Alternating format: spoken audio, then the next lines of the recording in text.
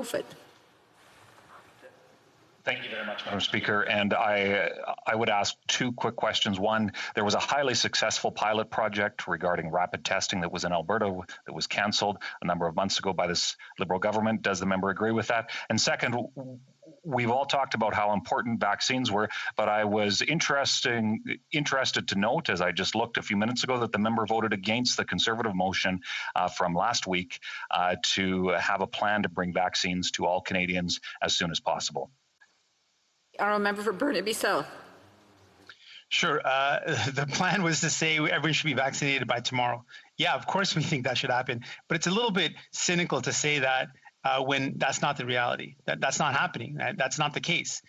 Canadians have felt that politics have become cynical because people say things that are just not achievable.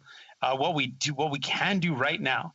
And the distinction, I want folks who are listening to pay attention to the comments from Conservatives. They're talking about things in the past. They're talking about the mistakes that were made. Sure, those are legitimate things to talk about, but not when there's an emergency.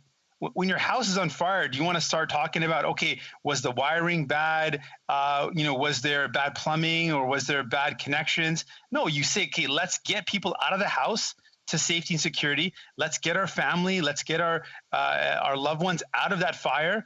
Afterwards, we can figure out what happened. But right now, we're in an emergency.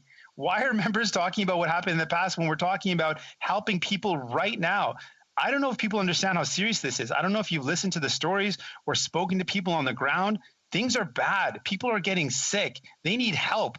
They don't need people to talk about a decision around rapid testing from 4 weeks ago or a month ago. They need to talk about what we're doing right now. And we know the evidence is clear. Paid sick leave, all hands on deck approach, giving all resources possible to provide support and help to Alberta, deploying healthcare workers, as we saw that was deployed. You have to allow for other questions.